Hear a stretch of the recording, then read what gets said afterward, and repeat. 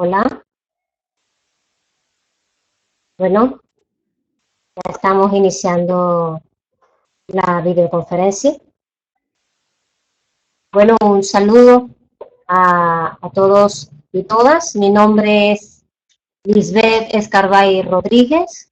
Me desempeño como coordinadora de estudios y editora de aulas del campus virtual de la Unión Iberoamericana de Municipalistas, desde donde les enviamos un gran saludo y les damos la más cordial bienvenida a esta videoconferencia que tenemos en el día de hoy, titulada Neuroliderazgo, una competencia del líder público para la congruencia. La videoconferencia estará a cargo de la doctora Yudeira Batista Ojeda, experta en capacitación. Esta conferencia internacional está enmarcada dentro del ciclo de videoconferencias que venimos desarrollando desde la Unión Iberoamericana de Municipalistas para estar en contacto con estos expertos internacionales para que nos den a conocer sobre estas temáticas y, bueno, poder intercambiar de forma directa en línea con gestores de Iberoamérica, compartir directamente con estos expertos y, bueno, obtener un certificado gratuito online. Así que, pues, una gran oportunidad que tenemos todos en este intercambio. La ponencia presentará las actuales tendencias en relación a la actuación de líder público o que debe tener el líder público basando su comportamiento en el neuroliderazgo. Yudeira nos va a hablar de qué es esto del neuroliderazgo y cómo nos puede ser útil esta competencia a los sectores públicos como líderes en los entornos en los que se desempeñan. Antes de iniciar la ponencia, bueno, desde ya damos la bienvenida a Yudeira. Podemos hablar un poquito de presentar a Yudeira, un poco para conocer de ella. Yudeira tiene estudios postdoctorales en gerencia, organizaciones, es doctora en ciencias gerenciales, especialista en psicolingüística, ingeniera química, magíster en ingeniería química, coordinadora del doctorado en ciencias, mención gerencia de la Universidad Rafael Belloso Chacín de Maracaibo, Venezuela, editora de la revista electrónica Redesitec de la URBE, investigadora a nivel B, reconocida por el Ministerio de Ciencia y Tecnología en Venezuela, presidente de la firma de consultores Gitenca para el sector público y privado, facilitadora de la Universidad Alcalá de Henares, facilitadora también de nuestros programas WIN. Yudeira forma parte de la plantilla de profesores que integran el programa de especialización en alta gerencia pública. Contamos con su valiosa participación y, bueno, Yudeira es gran colaboradora con la WIN y ha participado siempre de los programas formativos relacionados con la maestría en Dirección y Gestión Pública Local, que muchos de ustedes ya conocen. Bueno, ya sin más preámbulos, le damos la palabra a Yudeira. Antes quisiera dar la pauta de la videoconferencia. Pretendemos que la actividad dure aproximadamente una hora, unos minutos más, con 40 minutos de ponencia de Yudeira y 20 minutos luego de que ella termine, abrir un pequeño ciclo de preguntas y respuestas que durará alrededor de 15-20 minutos. Las preguntas las pueden ir enviando a través del chat, que es la ventana que tendrán al lado derecho de sus pantallas, y nosotras lo iremos pasando a Yudeira y ella al final las responderá. Si quedara alguna pregunta por responder directamente de Yudeira, pues contestará posteriormente, Yudeira las contestará posteriormente. sin inconveniente. Bueno, sin más demora, le damos la entrada ya a Yudeira. Bienvenida, adelante.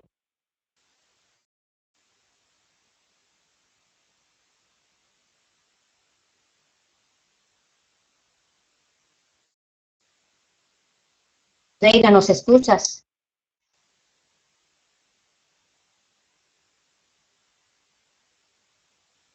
¿Escuchan? ¿Aló? Aún no, Yudeira. Ahora sí, ahora sí. ¿Me escuchan, por favor? Sí, yo te escucho, Yudeira. ¿Me escuchan? Escuchamos. Perfectamente. Sí, ¿Aló? perfectamente. Ok. Gracias, copiado. Bueno, muy buenos días y buenas tardes para otros. Bueno, ante todo quisiera dar las gracias a la Unión Iberoamericana Municipalista UNIM por permitirme compartir en este espacio apoyado a las tecnologías de información y comunicación, un espacio con todos los usuarios que creemos en la sociedad del conocimiento y creemos en que es posible socializar y transferir el conocimiento a través de esta vía.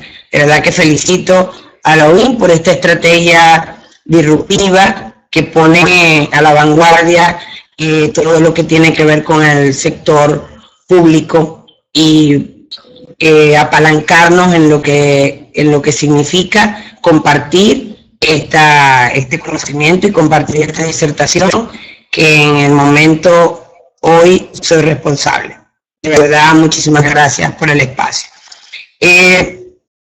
Quiero comenzar diciendo que, bueno, titulé mi disertación Neuroliderazgo, una competencia de líder público para la congruencia, justo porque es una tendencia que desde el año 2006, apropiado del concepto y de los aportes de la neurociencia, ha venido generando un compás de discusión en lo que tiene que ver con el sector público.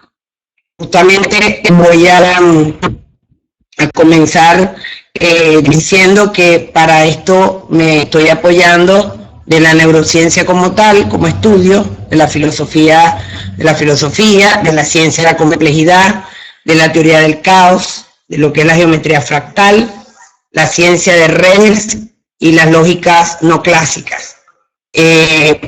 Todos mis comentarios van a estar soportados y fundamentados en función de esto, puesto que estas son investigaciones que hemos venido realizando en el área de desarrollo organizacional para el sector público.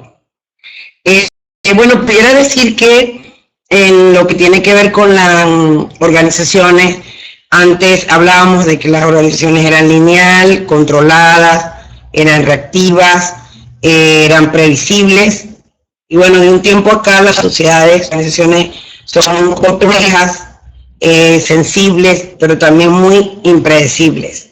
Bueno, de ahí me apoyo en lo que era las organizaciones desde la perspectiva newtoniana, tayloriana, en cuanto a lo que era determinarlas o visualizarlas como organizaciones mecanicistas, deterministas y previsibles, pero con el aporte de la mecánica cuántica, entonces las organizaciones son activas, instables, pero impredecibles. Entonces, frente a este panorama, se han generado nuevas tendencias para lo que tiene que ver con el individuo. Se ha hablado, como lo ven en la pantalla, de lo que es la transhumanización.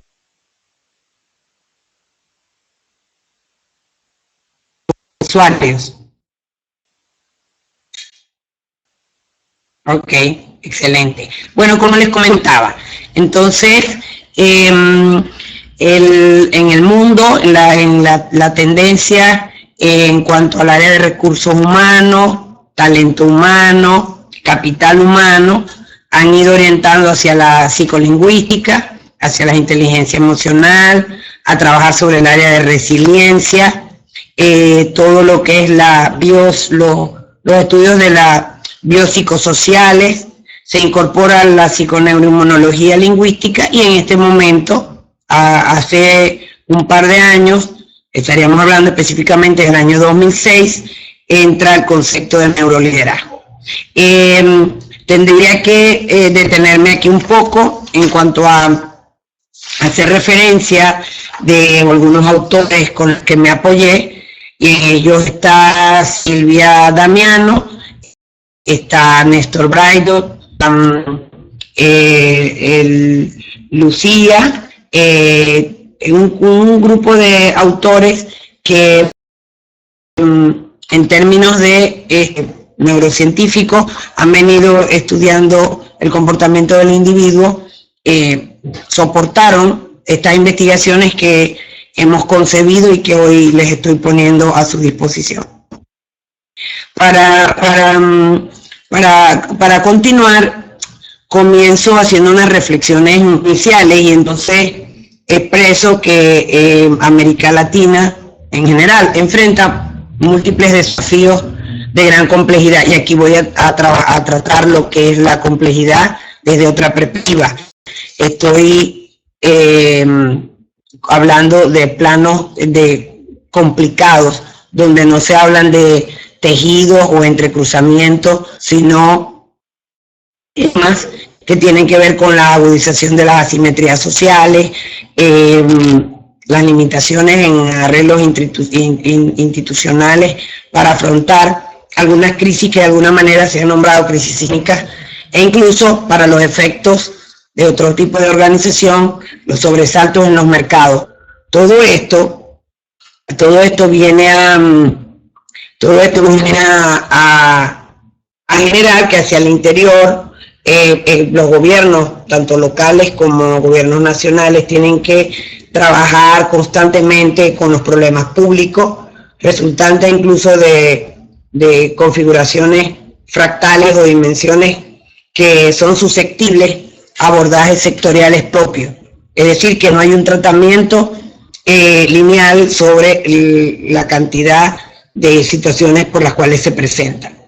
Estos problemas, por supuesto, ponen de manifiesto que la metodología, las técnicas o las herramientas para los cuales están preparados nuestros líderes públicos tengan que trabajar más allá de su efectividad objetiva, y por esa razón entonces es que se ponen de manifiesto estrategias que desde la subjetividad puedan manifestar la objetividad, es decir, una combinación o una mezcla entre dos aportes desde la dimensión humana que vienen a contrastarse, pero vienen también a complementarse. Aquí entonces me traigo unos aportes de la filosofía de la ciencia que, por supuesto, desde el punto de vista epistemológico, abordan las lógicas a las cuales estamos constantemente percibiendo nuestro mundo. No es más que algunos vemos la realidad y pensamos que esa es nuestra realidad, y desde nuestros sistemas de vida, nuestras creencias, entonces venimos condicionándonos con esas estructuras lógicas cognitivas que son las que en definitiva nos abordan alguna metodología, alguna estrategia que se convierten en fragmentadas. Y por eso hago énfasis en estas dos lógicas. Una lógica aristotélica que afirma que cosas no pueden ser y no ser de la misma manera y al mismo tiempo. Eso lo llama un autor de la cual trabajo muy cercanamente, que es Gonzalo Uribe, de Colombia, y él lo llama un principio de la identidad, pero apoyado por supuesto en la filosofía de la ciencia. Y una lógica integral o circular que dice que las cosas sí pueden ser y no ser de la misma manera y al mismo tiempo. Entonces se presenta una reflexión que hago allí. Entonces, por supuesto, es en la contradicción, en los conflictos productivos y en la reflexión crítica que hace el hombre crecer y producirse y generar nuevas soluciones, y no es en la certeza de la rigidez. Es decir, tiendo normalmente a enamorarme de mi punto de vista y a creer que mi realidad es la única realidad. Por supuesto, ahora en la confrontación de esas dos realidades, entonces me traigo a la ciencia de la complejidad, que trabaja lo que es un pensamiento integrador. Desde esas dos lógicas habla de un pensamiento integrador y lo denomina la ciencia de la complejidad un pensamiento complejo. Bueno, y se pone entra en contraparte con el pensamiento complejo de lo que es el pensamiento clásico. Fíjense que hago una comparación en términos, por ejemplo, de agregación. Estábamos diciendo que el pensamiento clásico dice el todo es la suma de las partes, y en el pensamiento complejo el todo es más y menos que la suma de sus partes. Y desde el orden, el pensamiento clásico quiere trabajar siempre en la estabilidad, y el pensamiento complejo habla de un equilibrio dinámico.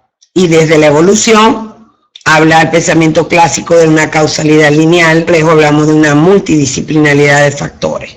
Entonces, hacia allí me estoy acercando al hecho de construir una visión de una situación a la cual se enfrenta el líder público, una situación dinámica, complicada, una situación de cambios, y para ello entonces desde nuestra filosofía de vida podemos traernos elementos de los cuales estudiosos en el área pues han venido haciendo sus aportes.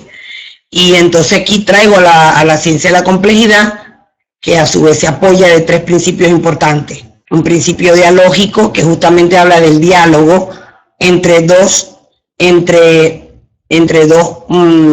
términos que a la vez son antagónicos, pero también son complementarios.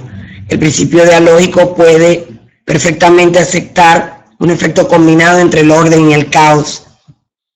El principio de la recursividad organizacional, en el cual se actúa en el análisis de la situación bajo el efecto resorte, pero trae un concepto importante. El principio de la recursividad es que cuando hago un análisis de una situación lógica, una situación estructurada desde la realidad en el sector público, me quedo en el análisis y no trabajo sobre la síntesis. El análisis me genera una fragmentación. La ciencia de la complejidad asume la síntesis e incorpora estos tres principios para traer una solución construida desde diferentes aristas, una solución mucho más co-creada y mucho más corresponsable con todos los involucrados. Por supuesto, respetando y transversalizando un principio importante, que es el principio hologramático, el cual hace referencia a que la parte está en el todo y el todo está en la parte. Y a un ejemplo, cada célula contiene una información genética, por ejemplo, de todo un organismo y un holograma físico, pero no puedo descuidar que la parte es importante. Entonces, en resumen, aquí me detengo en un corto tiempo para hablarles de que hemos hablado del pensamiento complejo, basado en el pensamiento, en la ciencia de la complejidad, y desde la filosofía o de las dos lógicas que se contraponen, estoy trayendo al individuo, a este líder, a que se direccione hacia una visión integradora, una visión integral, pero desde su filosofía de vida, más que de un análisis. Por supuesto, la utilidad del pensamiento complejo me ayuda a entender que las cosas se pueden contextualizar y globalizar. Es decir, pueden al mismo tiempo ser universal, pero pueden ser singular. El pensamiento complejo es un puente entre la comunicación, entre lo que tiene que ver con la filosofía y lo que tiene que ver con la ciencia. Es decir, nos unimos en un puente, en un hilo, donde podemos construir el diálogo que plantea perfectamente la ciencia de la complejidad. Allí les muestro un ejemplo que plantea un autor, Maeswer, en el 2006, donde habla de las patologías del sector público y lo trata desde el pensamiento complejo. Y fíjense cómo, por ejemplo, la baja calidad y transparencia o eficacia en el sector público puede un análisis de esa situación, una síntesis de esa situación puede involucrar múltiples factores. Si los líderes públicos hacen un análisis solo causa-efecto, probablemente pueden decir que la baja transparencia es que no hay una verdadera rendición de cuentas en el sector público. Y fíjense, ahí hablamos de restricciones normativas, presiones incluso del entorno político, restricción presupuestaria. Bueno, ahí aparecen otros elementos que pueden interconectarse o interrelacionarse, y desde esa interrelación puedo construir una verdadera solución. Entonces ustedes dirán, bueno, ¿y qué tiene que ver esa patología, el sector público, el neuroliderazgo y la congruencia? Bueno, es que me traigo el tipo de pensamiento para poder construir una solución direccionada a lo que tiene que ver unas sociedades pacíficas, equitativas, desde el seno de las organizaciones. Es decir, una solución dentro de una institución se puede extrapolar a una solución de la sociedad. Pudiera conformarse como un proyecto piloto, pero desde lo que podamos analizar internamente, pues puede extrapolarse al entorno externo. Los sistemas, entonces, públicos son sistemas abiertos, pero desde el análisis de los líderes públicos deben ser sistemas abiertos, atendidos desde una filosofía de vida integrada. Entonces, fíjense entonces que en esas dos lógicas a que le hablaba, una lógica aristotélica y un pensamiento mecanicista, se crea una polarización y una confrontación innecesaria, porque las cosas no pueden ser y no ser de la misma manera. Y por eso entonces es que le hablaba de que cada quien presume o poseer la verdad. Dice que, bueno, su verdad es lo que es, y califica al otro como la verdad y dice lo que no es. Entonces, con esta estructura de pensamiento se ha generado lo que incluso llama un autor, y estoy comprometido con esa definición, es la intolerancia. Entonces la intolerancia trae un maniqueísmo a ultranza que califica a unos buenos y a otros malos. Entonces ustedes dirán, bueno, esto justamente se vincula con el hecho de que en esas lógicas estructuradas estamos orientando a que el neurolíder se apoye de un concepto de congruencia, y cuando hay congruencia hay coherencia, y esa coherencia se construye a través del diálogo. Simplemente un diálogo que no es más que, y por eso se lo anoto allí, pues flujo y logos que es tratado, es un flujo de ideas para construir significados. Es decir, tengo que construir significados en una sociedad para que todos andemos en el ritmo que lo estamos diciendo. Entonces, bueno, los que coinciden conmigo son los buenos, y los malos no pueden ser los que se atreven a criticarme. Justamente en la crítica y en la confrontación es que están los conflictos productivos, y en los conflictos productivos es que se pueden construir verdades. Y por supuesto, esas verdades las voy a aceptar cuando yo tenga un nivel de vida desde mi esencia para entender y respetar a los otros. Entonces, incluyéndome en el ámbito de lo público, entonces, bueno, me ubico que esas dos lógicas, no sé cuáles han sido más convenientes para América Latina. Quizás un capitalismo que abogue por un individualismo a ultranza, o un socialismo que por subordinar el interés colectivo de verdad ha generado un desarrollo individual, y que lo que ha hecho es generar algunos desperdicios para que la sociedad pueda ser próspera, equitativa y pacífica.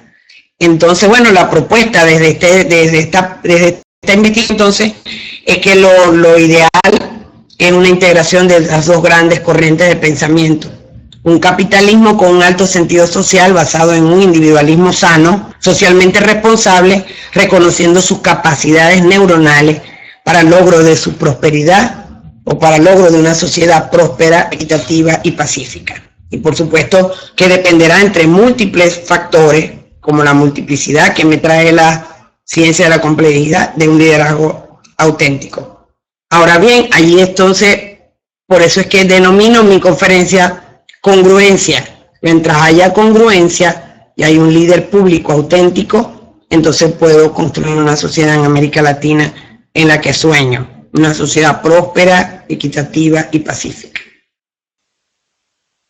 Ahora bien, ese líder integrador, ese líder que se apoya de un pensamiento integrador, un pensamiento complejo, debe trabajar en reconciliar unos dilemas entre el universalismo o particularismo. Es decir, me interesan los individuos que sean universales, que piensen en la globalidad, pero que no pierdan la perspectiva de la particularidad.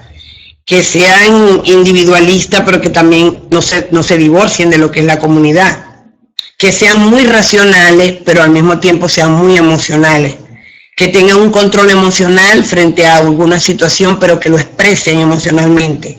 Que reconozcan el logro y reconozcan el estatus y que reconozcan a su vez la supervivencia individual, pero no se divorcien de la supervivencia ecológica. Que en su síntesis sean secuenciales, pero sean sincrónicos. Entonces, esa propuesta me apoyé del autor Uribe, que plantea que cuando hay esa reconciliación de esos dilemas, entonces el individuo puede establecer incluso estrategias bifurcacionales, donde para uno la estrategia tiene que ser diferente al otro y el objetivo puede ser el mismo.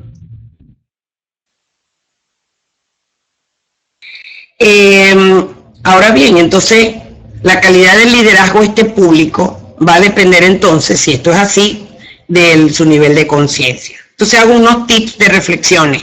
Si el líder es integrador, por supuesto podrá integrar. Si vive en un centro interno, podrá incluir y tolerar. Hay algunos aspectos que, bueno, no los voy a destacar por razones de tiempo, pero me interesa atender al hecho de que, por ejemplo, si el líder escucha, une, ama, pacifica, pero sobre todo, si conoce sus capacidades cerebrales, va a emplear la neuroplasticidad de su cerebro para mejorar su competencia. Entonces hay una reflexión. Entonces en la conciencia realmente en donde reside la verdadera sabiduría del líder. Y es la sabiduría donde nos da la fuente de toda autoridad. El líder, mis seguidores reconocerán mi autoridad cuando desde la congruencia puedan reconocer que a su vez manejan una situación determinada para poder enfrentar una situación social, o sea, una situación puntual desde la puntualidad, pero desde un uso social que es el que me exige, sobre todo me exige una participación en una sociedad de verdad dinámica, en una sociedad compuesta de cambios a los que tenemos que simplemente gerenciar los cambios y formar parte de ellos, para que la incertidumbre no forme parte de elementos que van a alterar mi nivel psiconeuronológico y pueda entonces transformar una situación social en una situación enfermiza y se conviertan mis discursos en discursos tóxicos y fragmentados. Entonces, bueno, allí entro a hablar un poco sobre la neurociencia.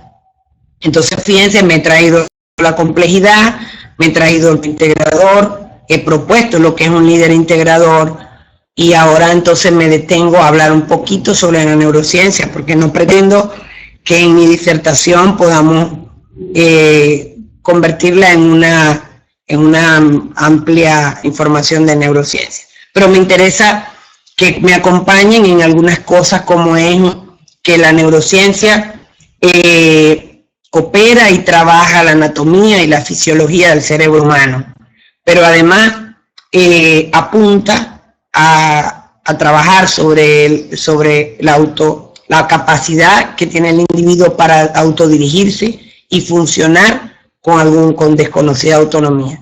Si conozco mis capacidades de mi cerebro, puedo entonces explotar todas aquellas capacidades que tengo para socializar, mejorar mis interrelaciones y hacer de mí una actividad interesante para el logro de un objetivo personal, pero también de un objetivo social. Y ahí es donde justamente está, entre lo individual y lo social, está el diálogo del principio dialógico que le planteaba de la ciencia de la complejidad.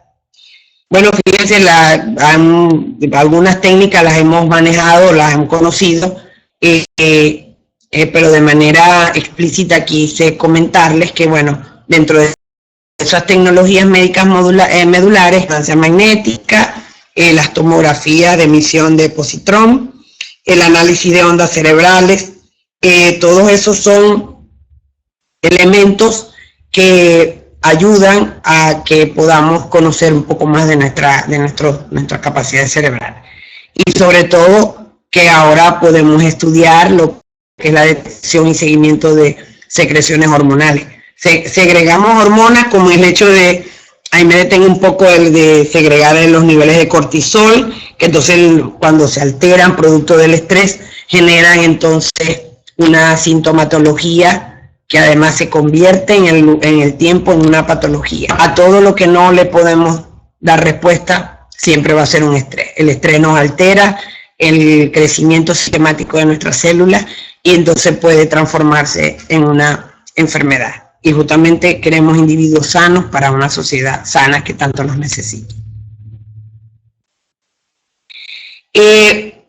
Entonces, bueno, con el estudio de la neurociencia, entonces aparece el concepto de lo que es la neuroplasticidad. Y por eso es que con responsabilidad, acompañado de los autores en los que he venido referenciando, podemos decir que el cerebro tiene una capacidad de reformarse, remodelarse y reorganizarse.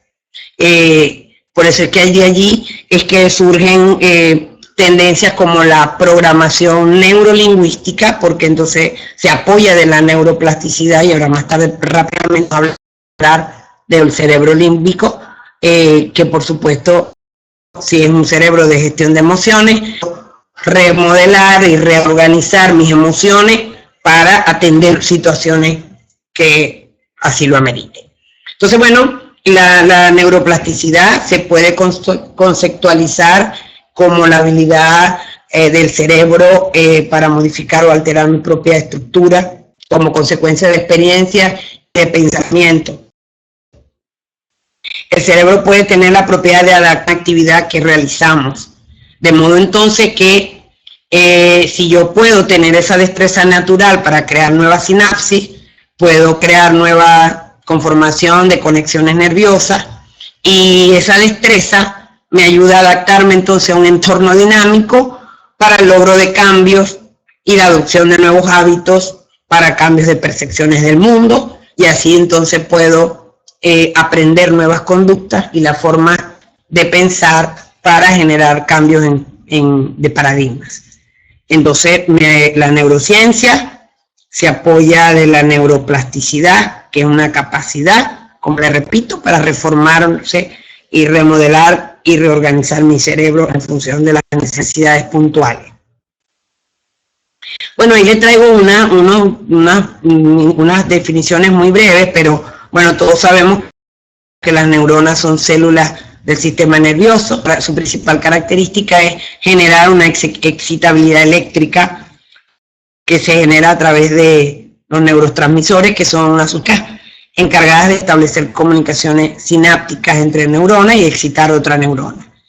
Y por supuesto la sinapsis es la relación entre, o el contacto que hay en esas terminaciones de células nerviosas. Y allí acuña un término que en estos momentos se pone de manifiesto, que son neuronas espejos. Entonces, si las neuronas espejos son neuronas que actúan para el concepto de la imitación, yo puedo, mi seguidor puede imitarme en función de mi coherencia sistemática o sistémica, y puedo imitar conductas o procedimientos adecuados para y conseguir el logro de mis objetivos frente a la negociación, a la mediación, a la resolución de conflictos frente a las comunidades exigentes que se apalancan en estos momentos con un nivel de exigencia frente a los líderes públicos para justamente lograr sociedad que tanto estamos discutiendo. Bueno, desde el punto de vista neuronal, entonces aparece otra contradicción, que somos, lo llamo contradicción porque somos seres tricerebrales, tenemos 3 cerebros, el cerebro del tálamo, el límbico y el neocortés, que están ubicados en los hemisferios cerebrales. Pero cada uno tiene sus propias funciones y motivos. Entonces, fíjense, es posible que en esa configuración del individuo explique entonces la incoherencia y la fragmentación que tenemos los seres humanos. Porque asumimos que cada cerebro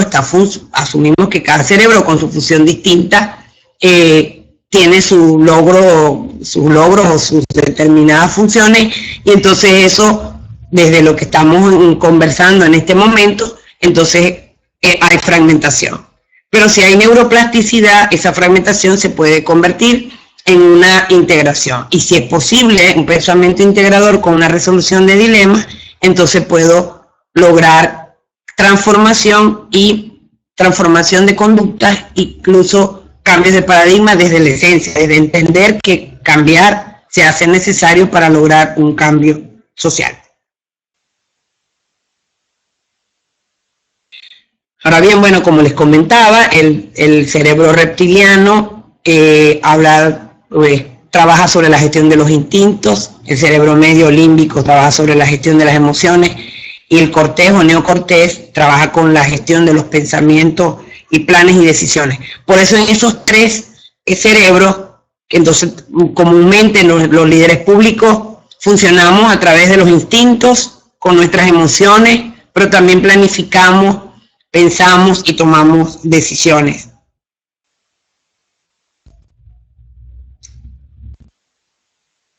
Entonces, un líder que pueda reconocer estas capacidades, sabiendo que en la gestionando los instintos, está ubicado, por ejemplo, el cerebelo, que incluso es el responsable de la planificación intencionada, pero que además es el responsable de memorizar y almacenar la información.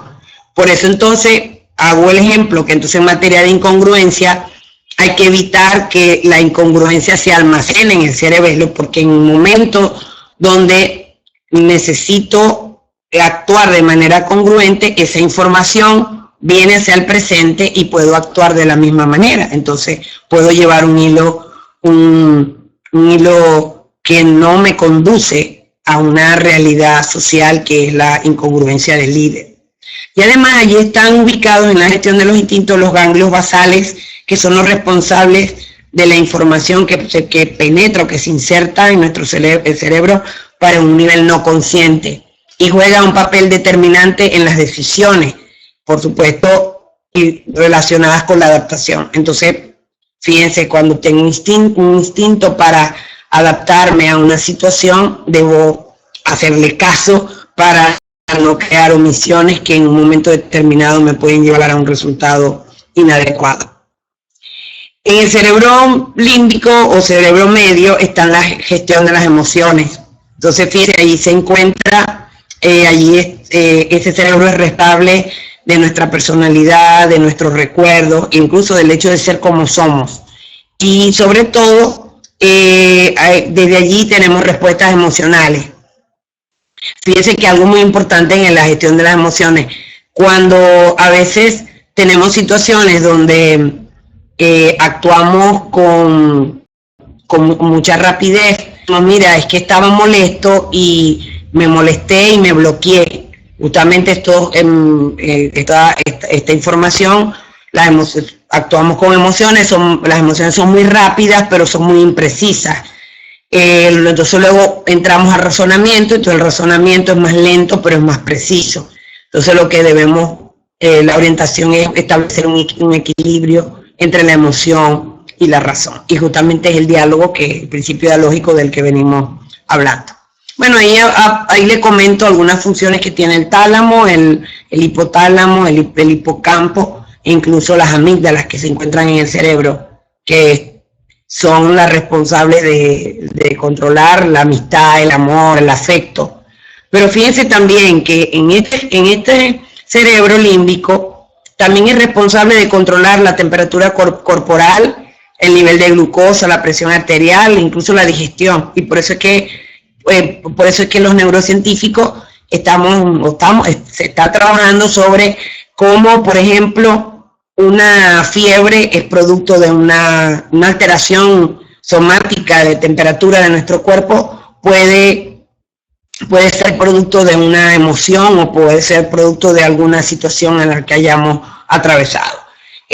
Por ejemplo, la diabetes o los niveles de glucosa pueden estar vinculados con emociones tóxicas, las hipertensiones pueden estar relacionadas con miedo, con algunas emociones o de las 5 emociones que están brevemente ya definidas. Y por eso que los estudiosos en el área de la psicolingüística se dedican a la gestión de las emociones a través del cerebro límbico y puntualizan que hay enfermedades psicosomáticas y entonces son las que debemos incluso evitar en nuestro ámbito laboral.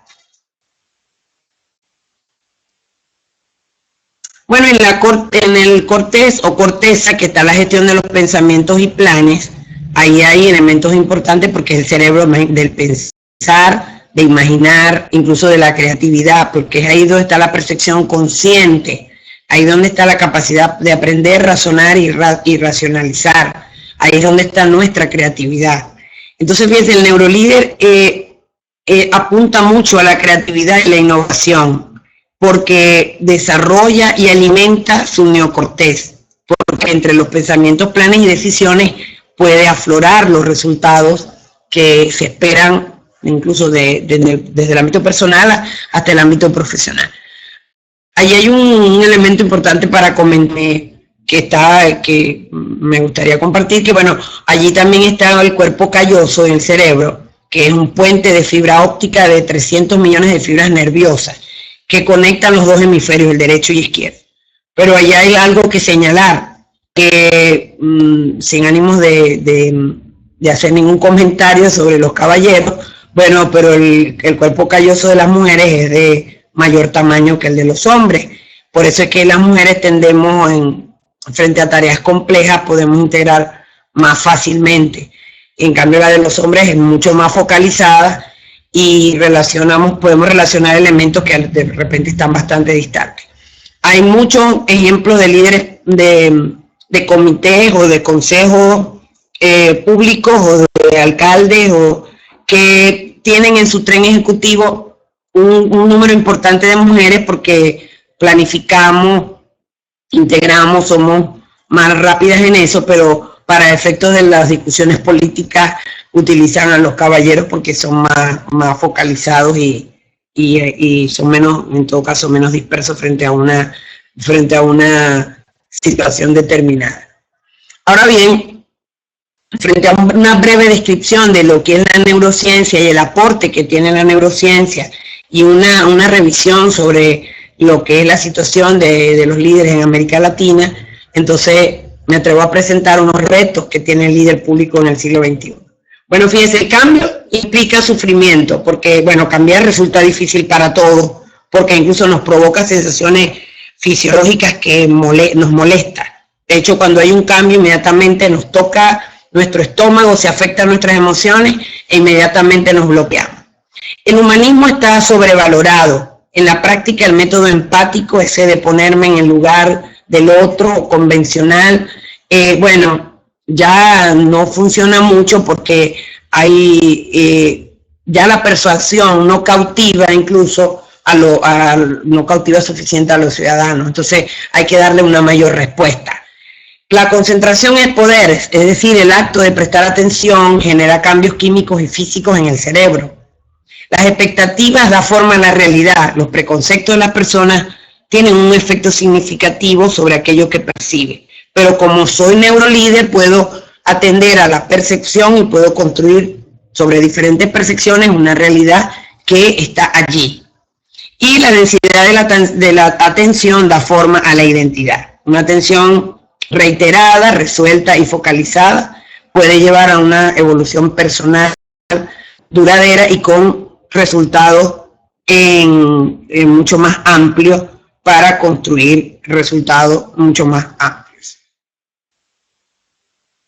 Entonces, bueno, las tareas del líder público siempre es la de generar, producir cambios, como le decía, dirigir reuniones, presentar propuestas, modelar, influenciar equipos de trabajo, coordinar, comunicar y controlar, negociar incluso con distintos sectores de la sociedad, sindicatos, comunidades, consejos comunales, asociaciones de vecinos, bueno, pero cualquier programa de cambio que tenga que ver con el líder público siempre va a consumir un enorme esfuerzo personal en cuanto a su energía personal, pero también a la memoria de trabajo y a todo lo que tiene que ver con lo que hemos comentado de los 3 cerebros que funcionan con sus direcciones definidas. Y por supuesto, ello crea un nivel de malestar personal que optamos, y esa resistencia al cambio es de verdad, se conjugan con otros elementos que distorsionan la posibilidad de que el líder pueda hacerlo de la mejor manera. Entonces, fíjense, entro que ya el concepto del neuroliderazgo, que no es más que la aplicación del liderazgo apoyado de la neurociencia. Y asumo que el líder debe ser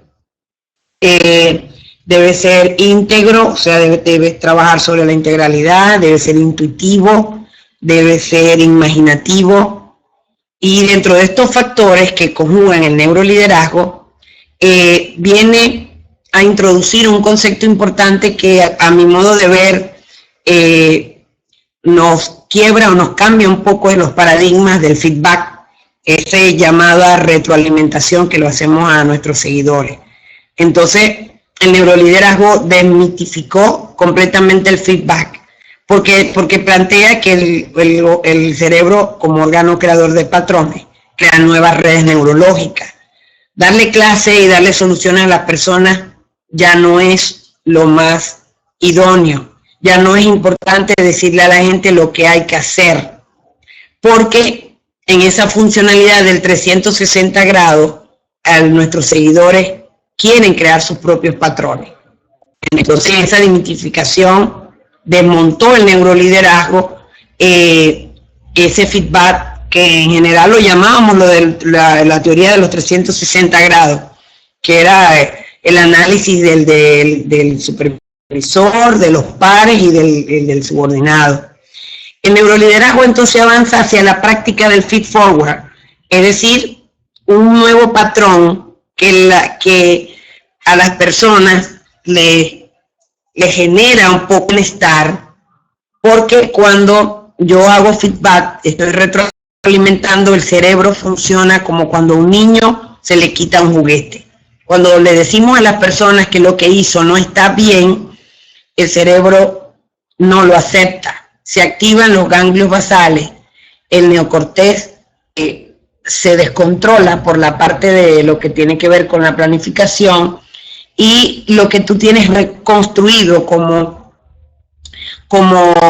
resultado de lo que has venido pensando te genera un dolor. Entonces, lo más importante es tener la creatividad para generar a tus seguidores condiciones para que nuestros seguidores se den cuenta de lo que están haciendo y puedan a partir de allí construir su realidad. Entonces, cuando hablo de que estoy en el afán de hacerle feedback a mis seguidores, que es lo que normalmente hacemos, el neuroliderazgo entonces le incorpora el cambio a esa naturaleza social del cerebro, porque habla de que el cerebro es un órgano de respuesta psicológica y neurológica profundamente moldeadas por la interacción social. O sea, dentro de su sistema cerrado es un sistema abierto, porque todas nuestras experiencias desde lo externo también confluyen en nuevas experiencias, redunda en un dolor social y un dolor físico de nuestro cerebro. Por ejemplo, cuando nuestros seguidores sienten exclusión organizacional, cuando son rechazados porque no estamos dentro del mismo grupo, como el mismo grupo político, por ejemplo, el trabajar molesto o que te sientes juzgado o ridiculizado, de repente hay reclamos con burla y sarcasmo, normalmente lo hacemos para posicionarnos en un tono autoritario y acusador, no le damos reconocimiento a nuestros trabajadores, no hay refuerzo positivo, entonces hay climas institucionales en lucha por el poder, todos esos elementos que generan un dolor social al cerebro. Y entonces hay mucho miedo, hay resentimiento, y por supuesto la exigencia del oxígeno y la glucosa de la sangre se queman, la memoria de trabajo que estaba por allá con el cerebelo no produce los resultados esperados, y es cuando más necesitan de nosotros. Entonces se activa lo que es el circuito de la amenaza, y en el circuito de la amenaza se segregamos unas hormonas que por supuesto la he comentado, que es el cortisol, y eso se traduce en una enfermedad. Y justamente lo que no queremos son enfermedades psicosomáticas. ¿Dónde estaría la respuesta? Es activar, en vez del circuito de la amenaza, con todos estos comentarios que les he dicho, activar el circuito de la recompensa. Y el circuito de la recompensa se activa cuando frente a mis seguidores hay un sentimiento de valía personal, hay una comunicación de expectativas, se le da libertad y estatus, libertad para tomar decisiones, se hace sentir a nuestros seguidores que desde la realidad son importantes para la construcción de mi realidad, se le da un trato respetuoso y equitativo y se propicia un clima institucional de integración y armonía. Cuando eso ocurre, se activa en nuestro cerebro unos circuitos que a través de las interconexiones neuronales segregamos hormona de deseo, que no es más que la dopamina, la hormona, la adrenalina, que es la acción, y la serotonina, que es la satisfacción. Cuando eso ocurre, dopamina, adrenalina, serotonina, hay un cerebro sano, saludable y con muchas capacidades para la productividad. Entonces la nueva revolución del neuroliderazgo está entre concebir un pensamiento complejo e integrador que inspira, que induzca y que intensifique los focos de atención para ideas de múltiples equipos de trabajo y se apoye de modelos constructivistas o propositivos. Multiplique la creación de patrones, es decir, que produzca muchas revelaciones e iluminaciones para crear nuevas interconexiones neuronales. Bueno, definitivamente es un fenómeno del futuro porque estabiliza y equilibra el cambio personal y organizacional. Pero además, en lo que hemos atendido, se concentra a un foco táctico. Desmitifica el feed-forward, el feedback, y incorpora el feed-forward, es decir, una alimentación por adelantado. De allí que hemos construido o hemos generado algunos constructos por lo que tiene que ver con la definición del neurolíder. Ahora bien, podemos hablar de algunos desafíos a través del aporte de la neurociencia. 4 desafíos importantes entonces. El neurolíder le toca tomar conciencia en profundidad del nuevo marco de referencia que le permite crear una realidad, es decir, crear o tener pensamientos positivos. Algunos dirán, pero ¿cómo lo hago? ¿Cómo lo hago si tengo un ambiente negativo? Entonces, si eso es así, debo crear en mis capacidades del cerebro para transformar y para gerenciar la propia incertidumbre. Gestionar el cambio adecuado hasta propiciar el abandono a la comodidad. Es decir, tengo que salir de la zona de comodidad. Definitivamente, lo he dicho desde el principio, América Latina nos exige salir de la zona de confort. Para eso que en este momento comparto con ustedes, que es una sociedad equitativa, pacífica, justa. Desarrollar capacidades para gestionar la incertidumbre, es decir, el miedo a lo desconocido. Definitivamente no podemos trabajar, como les comentaba, no puedo gestionar el pasado, ya el pasado no puedo devolverme, tengo que entrar al futuro, y el futuro me exige algunas capacidades desde mi entorno personal y desde mi entorno organizacional hacia una vida y una sociedad distinta. Y reenfocar el centro de atención a las personas que dirijo para mantener un equilibrio personal.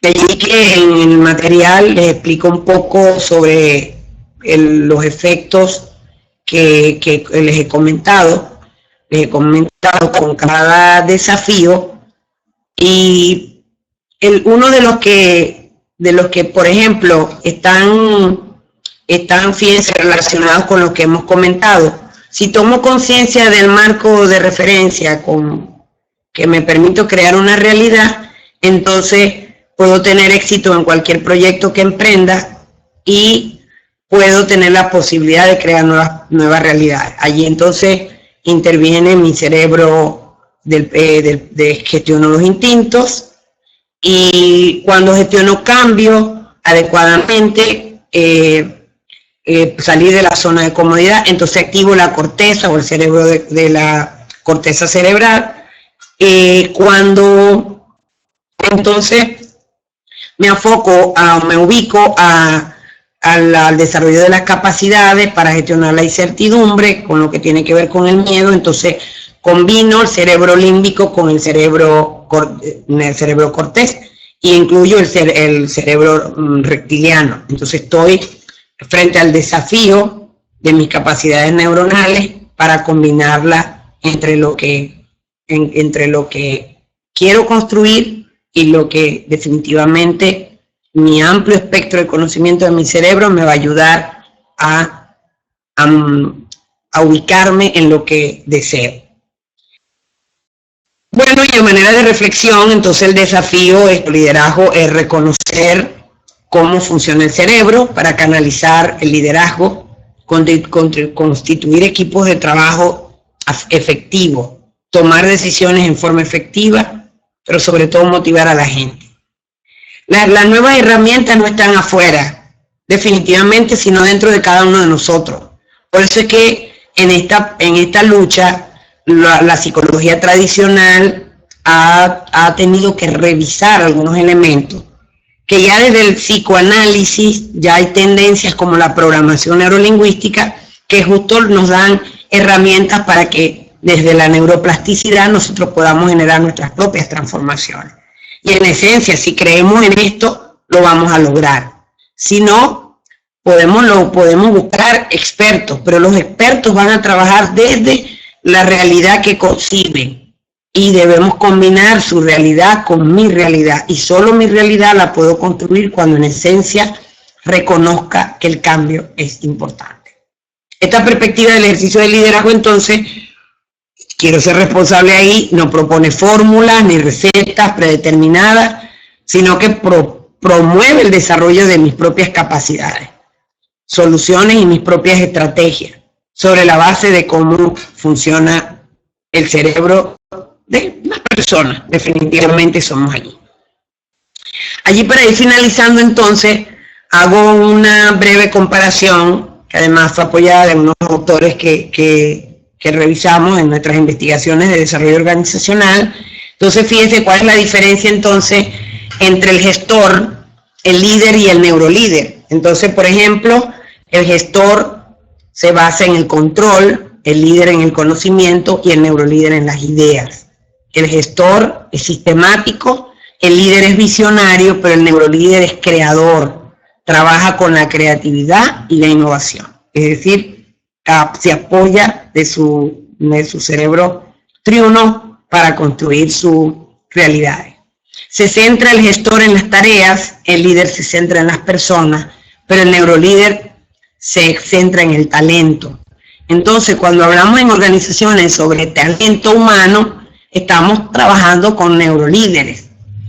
Cuando decimos recursos humanos, estamos ubicando al individuo como recurso. Pero cuando hablamos de capital humano, es que ese neurolíder, a través de sus talentos, capitaliza su conocimiento y lo convierte en un resultado, en este caso un resultado social que se transforme en la legalidad y la legitimidad de mis seguidores o de mis gobiernos para los cuales he sido nombrado. El gestor se distingue por su capacidad de medición, el líder por su coraje, pero el neurolíder por su vulnerabilidad. El gestor piensa y dice yo sé, el líder dice nosotros sabemos, pero el neurolíder exclama quién sabe. El gestor prefiere no dar feedback, el líder da feedback, pero el neurolíder da feed forward, es decir, una alimentación hacia adelante. Entonces, fíjense, quisiera cerrar con esto, que lo tomé de una mezcla entre ambos pensamientos, entre lo que es la ciencia de la complejidad y la neurociencia, que habla de que la complejidad no es una receta para conocer lo inesperado, pero nos vuelve prudentes, atentos, no nos deja dormir en la mecánica aparente ni en la trivialidad aparente de los determinismos. Ello nos muestra que no debemos encerrarnos en el contemporaneísmo, es decir, en la creencia de lo que sucede ahora va a continuar indefinidamente. Sacudir esa pereza del espíritu es una lección que nos da el pensamiento complejo y la neurociencia. Muchas gracias. Y le doy unos referentes bibliográficos para que podamos continuar en las investigaciones y en los comentarios.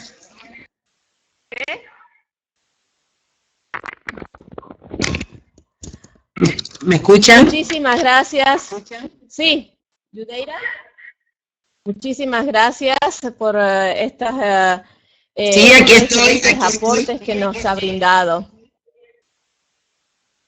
Gracias, Yudeira, han sido fantásticos y excelentes los aportes que nos has brindado a partir de estas reflexiones y estos conceptos que creo que para muchos de nuestros oyentes no son nuevos, por lo que he visto en el canal de chat, que sin duda ha generado un interesante debate, reflexiones paralelas a tu intervención, bastantes aportes que también hemos recibido de parte de los participantes, así es que agradecemos a todos el interés en esta videoconferencia, en esta temática que sin ser nueva, sí es un tema que empezamos a incorporar también como desafío desde la Unión Iberoamericana de Municipalistas para quienes están en el ejercicio o buscan precisamente tener competencias de liderazgo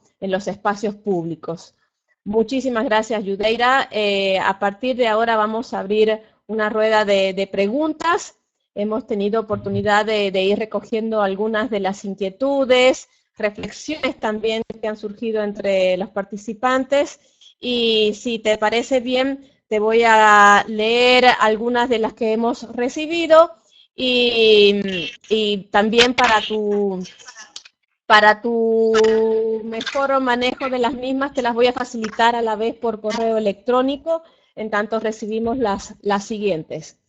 Y vamos a comenzar, vamos a empezar con las primeras consultas, o bueno, inquietudes, como por ejemplo las que nos acercaba Lorenzo Rojas, que decía que el liderazgo como un fenómeno vivencial que día a día nos hace avanzar, está mucho mejor comprendido con este tema. No es una pregunta, sino son algunos de los aportes que hemos recibido y que quería compartirlos contigo. José, gracias, muchísimas gracias. Que la propuesta del... José dice que la propuesta del neuroliderazgo es un planteamiento general a las personas si queremos lograr un futuro mejor. Nestalí Sequeira sí plantea aquí como una pregunta que sería importante esbozar la relación entre el liderazgo y la conveniencia política económica. Esa sí la dejo como, la planteamos ya como pregunta. Luego José Antonio pregunta, las leo si te parece bien, todas continuadas, y después haces tú un resumen, si te parece, de estas inquietudes que, como así mismo te digo, te las estoy transmitiendo por correo electrónico. Excelente. José Antonio dice, sería hablar de un liderazgo que está en función de un todo y no de intereses particulares, ¿no? Lo plantea como duda. Y después pregunta, ¿no se trata de integrar en nuestras habilidades de liderazgo la compasión?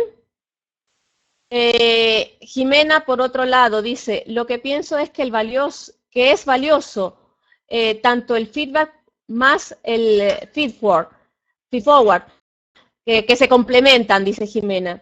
Y después te pide que por favor, que si puede facilitarle dónde podría investigar un poco más acerca del cerebro del neurolíder. Lorenzo nos pregunta si coincide el concepto del neurolíder. Y mientras tanto te dejo con esas preguntas mientras recogemos las siguientes. Ok. Bueno, referente a una de las primeras, bueno, creo que hice un esbozo muy general, ¿no? Pero ¿me escuchan? ¿Aló, me escucha?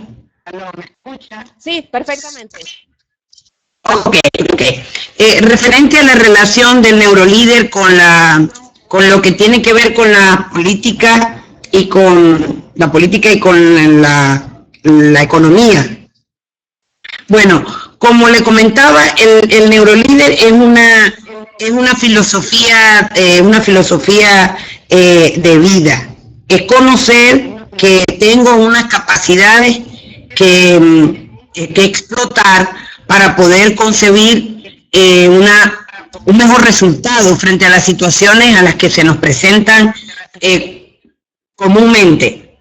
Ahora bien, en el plano de lo económico y lo político, nos toca revisar que esos cambios que se pueden generar desde, por ejemplo, desde mi ámbito local, cuando soy líder público, pero en el ámbito local, me tocaría desarrollar o saber que tengo un cerebro de neocortés y un cerebro reptiliano que almacena información desde experiencia para poder abordar una nueva concepción de la política y la economía que pueda existir en cualquier país o en cualquier localidad. Si tengo información referente positiva y en los cuales yo he actuado de modo positivo, sin duda alguna voy a actuar de manera estratégica y de manera consciente y apuntando a mi solución con las capacidades, o sea, con las referencias que he tenido anteriormente. El neurolíder sí es justo, se queda, si no hay verdadera interconexión dentro de mi cerebro para el destino de mi dirección, objetivo económico y político, por supuesto no voy a obtener resultados. En cuanto a la pregunta relacionada con que deberían incorporar la parte de la compasión, bueno, nosotros funcionamos con un cerebro límbico que gestiona, definitivamente gestiona las emociones. En la emoción lo que recomiendo es que, por supuesto, la empatía de la que hablaba, que es una exigencia de los retos en las sociedades, que ya no está funcionando completamente, ya la gente la gente no se conforma solamente que yo tenga compasión de una solución, de una situación, sino que emerjan de mí soluciones que afloren o que estratégicamente puedan ayudar a la solución de una situación determinada. No basta solamente, en resumen, que tú me digas que bueno, lo siento, es verdad, te quitaron la casa, te expropiaron, es verdad que los gobiernos locales no funcionan bien, o que yo te voy... No, necesito que, aunado a eso, haya en mí la creatividad y la innovación para generar y proponer soluciones asertivas, que no me conviertan en el líder compasivo o en el líder netamente espiritual, sino se necesita un liderazgo que resuelva una situación y que no se olvide de esos elementos emocionales. Por eso es que hablo de la complementariedad que proponen estos principios dialógicos de la ciencia a la que me apoyé, que es la ciencia de la complejidad. Ahora, con respecto al feedback y al feed forward, por supuesto, se ha demostrado, incluso lo demostramos con unas investigaciones que realizamos, es que la retroalimentación definitivamente no es lo que nos está dando resultados. O sea, tú puedes establecer unos indicadores de resultados y exponer y decir que donde te coloqué en un organismo donde no diste resultados. Yo tengo que generar, aparte de lo que tiene que ver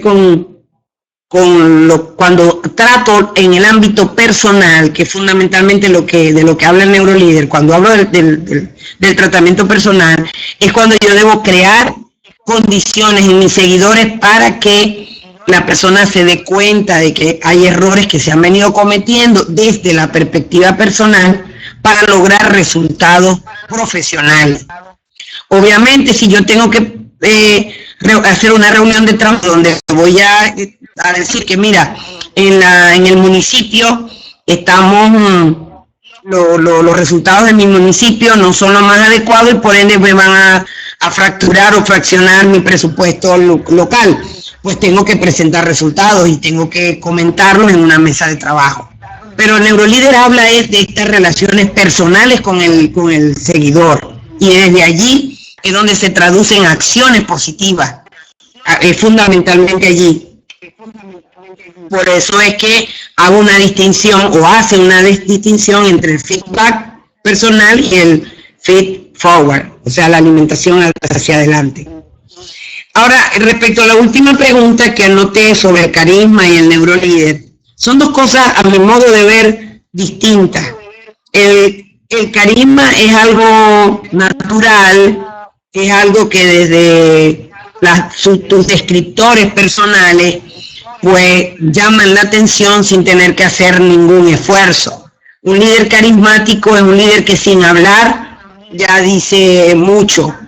Son sus descriptores que desde la percepción de los usuarios o de los ciudadanos que van a elegirlos, por ejemplo, tienen una connotación o una definición distinta.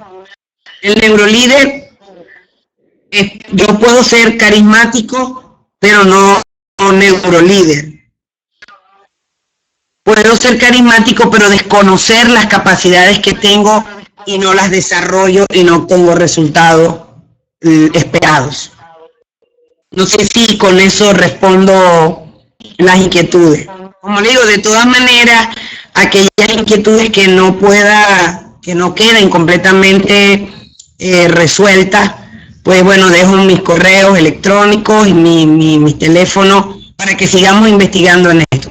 Como le digo, no soy dueña de la verdad, por eso hice énfasis al inicio, soy producto de construcción de varias verdades y estoy dispuesta a que la realidad la construyamos juntos, porque somos latinos y América Latina nos necesita. Fantástico, Yudeira. ¿Se me oye? Sí, perfectamente. Te voy a pasar ahora el segundo y último bloque de preguntas que hemos recibido. Ya con estas vamos a concluir este espacio que nos has brindado.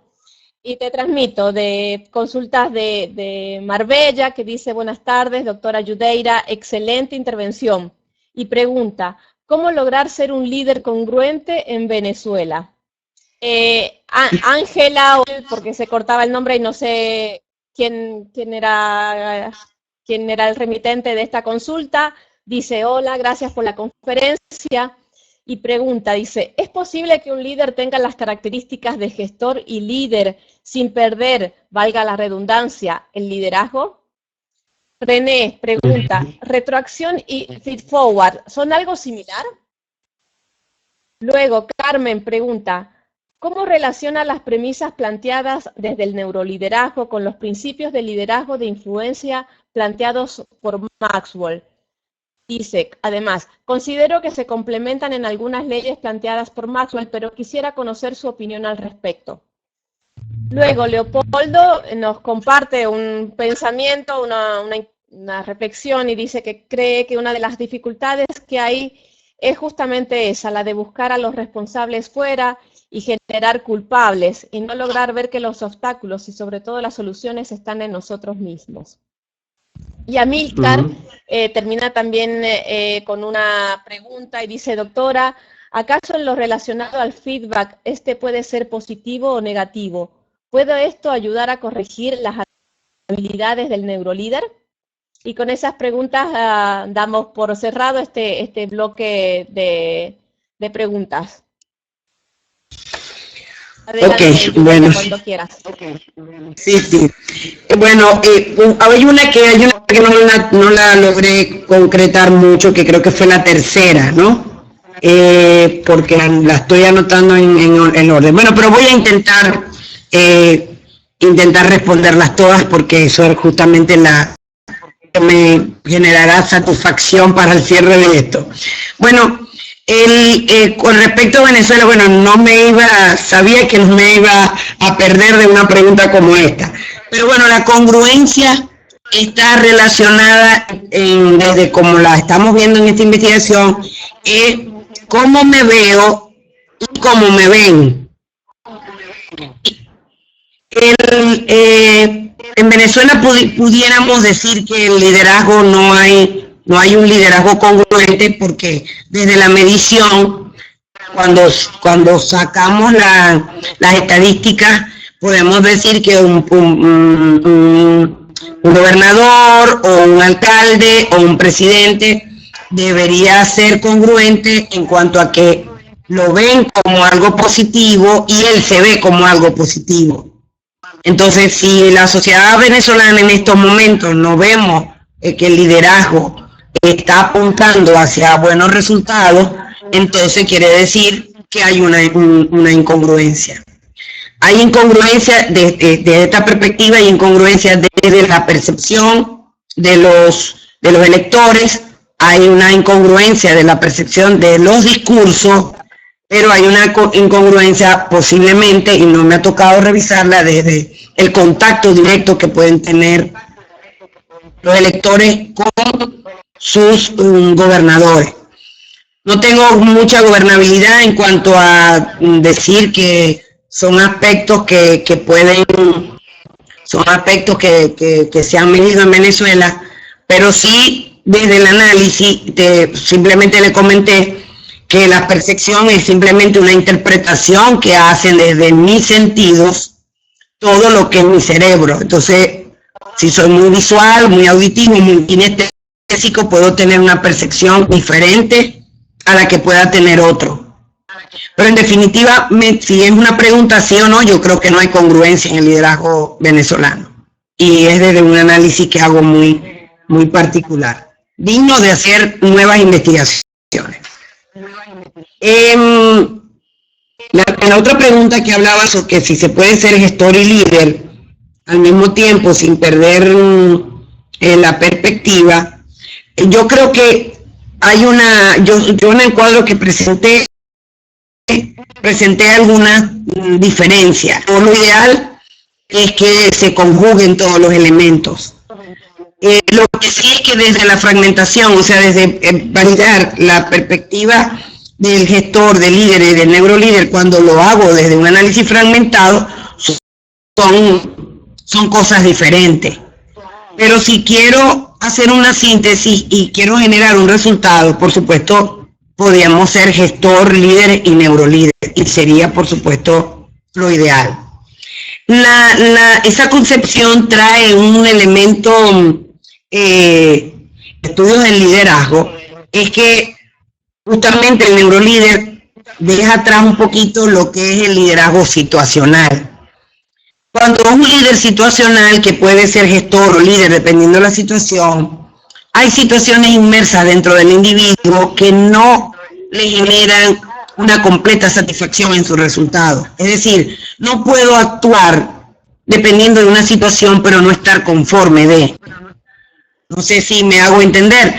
Lo ideal entonces es que yo esté convencido totalmente desde mi esencia, desde mi yo, super yo y desde mi ello, que estoy completamente decidida a actuar de una manera distinta porque la situación lo amerita, y no cuando se me pide que lo haga. En definitiva, todas mis actuaciones deben ser desde mi esencia y no desde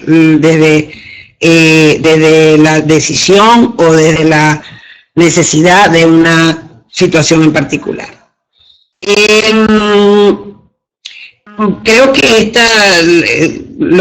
hay un término del feed forward y de la retroacción, no son la misma cosa.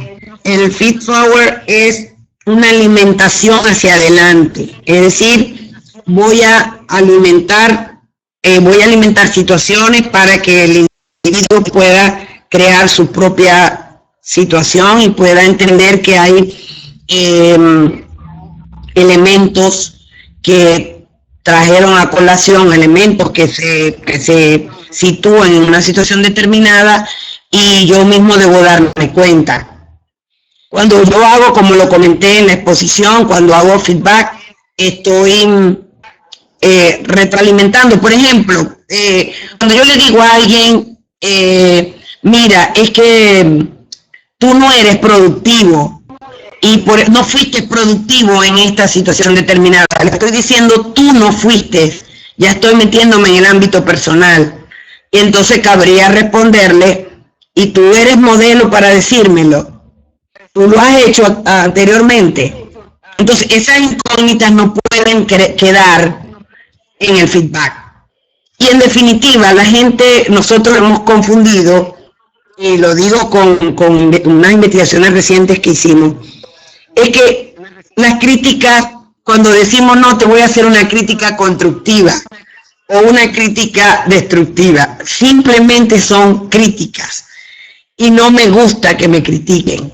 Definitivamente no lo acepto. Lo comprobamos con una investigación de 150 seguidores frente a 20 líderes. Y no, la gente no le gusta que lo critique. Y Silvia Damiano, una creadora del concepto de estatus de los líderes, pues justamente lo confirmó. La gente no le gusta que me digas que me equivoqué, porque el cerebro, sobre todo el cerebro de las emociones, lo altera. Y por supuesto, crea un bloqueo mental, y la amígdala comienza a trabajar, o los ganglios basales, y la respuesta es, no hay racionalidad, porque la emoción intervino más rápidamente. Creo que hablaba algo del líder de influencia y una teoría. Bueno, definitivamente, si entendí la pregunta, el hecho de la influencia es un concepto universal del liderazgo. O sea, siempre voy a influir, pero la influencia va a estar más allá que de lo que tiene que ver con la manipulación o el manejo de la otra persona. La influencia va a estar en el ejercicio del reconocimiento de mi autoridad. Cuando el seguidor reconoce mi autoridad, me respeta porque he sido congruente con los modelos. Cuando reconoce que conozco, es porque he sido congruente con el conocimiento. Y definitivamente el ejercicio, ese hilo conductor entre líder y seguidor, es definitivamente se traduce definitivamente en la influencia. La última pregunta del feedback y del feed forward, que si son complementarios, creo que era la última pregunta. Yo, en una excepción, diría que hasta los momentos, dentro de las investigaciones que hemos realizado, yo crearía una distinción. Una cosa es la retroalimentación y otra cosa es la alimentación hacia adelante. Cuando se hace feed forward, se necesita más creatividad y más innovación en el tratamiento del seguidor, porque tengo que ser más hábil como práctica de la inteligencia para crear condiciones de que mis seguidores se den cuenta de que las cosas no las estamos haciendo bien. Con el feedback simplemente trabajaría como la psicología tradicional. Dime en qué te equivocaste y te diré que lo hiciste mal.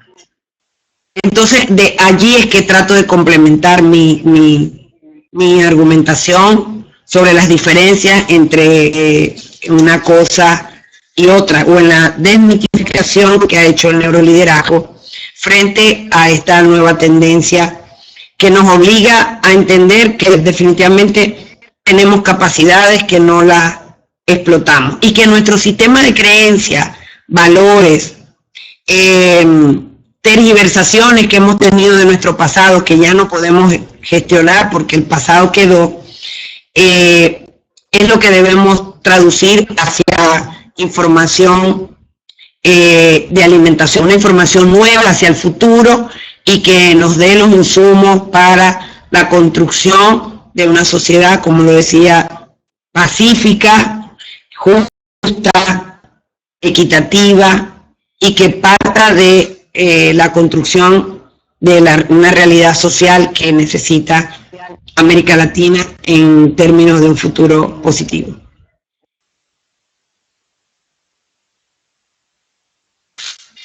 Yudeira, excelente, muchísimas gracias. Creo que este turno de preguntas ha dado para nuevas reflexiones y todavía ahondar más sobre algunas cuestiones que creo que a muchos nos han dejado con ganas de seguir escuchándote y de indagar un poco más sobre estos conceptos y esta temática tan interesante. Agradecerte una vez más pues este aporte, esta colaboración que has realizado, a pesar de ese problemita técnico que hemos tenido en un momento. Ha funcionado después de maravilla la conexión y sinceramente ha sido muy valioso todo este aporte que nos has realizado sobre estos conceptos y estos temas, como digo, tan interesantes. Yo me quedo con una de tus primeras afirmaciones que planteabas al inicio de tu presentación y que hace un momento volvías a recalcar cuando comentabas que, bueno, que a las personas, a ninguna persona le gusta recibir críticas, ¿no? Que no existen críticas constructivas o desconstructivas, sino son todas críticas. Pero al principio de tu intervención dijiste, en la crítica está la construcción y en la construcción están las verdades.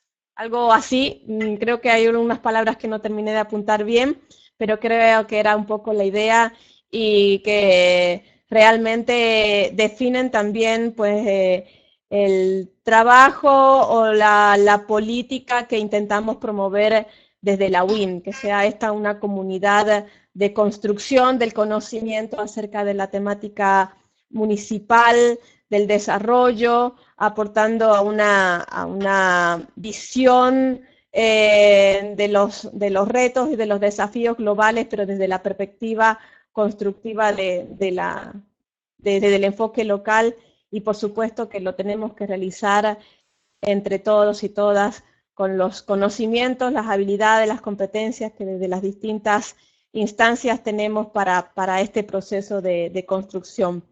Muchísimas gracias, Yudeira. Muchísimas gracias a todas las personas que han estado conectadas y participando de esta videoconferencia. Les esperamos en la próxima, en el próximo espacio que estaremos habilitando en noviembre próximo, en lo que será la Semana de la Acción Municipal contra la Violencia de Género, y que, como bien podrán prever, trataremos asuntos acerca de este flagelo universal que es la violencia contra las mujeres, y que seguramente estaremos contando con una experta reconocida en la temática. Así es que, bueno, les esperamos a todos. Recordarles además que la profesora Yudeira es docente del curso de especialización en alta gerencia pública local, que imparte la Unión Iberoamericana de Municipalistas, y cuyas inscripciones están abiertas con beneficios de becas de hasta el 40% para aquellas personas que estén interesadas en continuar profundizando en este y en otros temas relacionados a la gerencia y la gestión pública. Y finalmente decirles también que a partir de la próxima semana recibirán en sus correos electrónicos la videoconferencia, el link a la videoconferencia grabada, las diapositivas también de la profesora que nos ha compartido hoy, y por supuesto el certificado de participación en este espacio. Saludos, buenas tardes, saludos a toda América, y les esperamos en este próximo espacio. Gracias, Yudeira, una vez más. Y felicidades. Gracias a ustedes. Muchísimas gracias, de verdad. Contribución.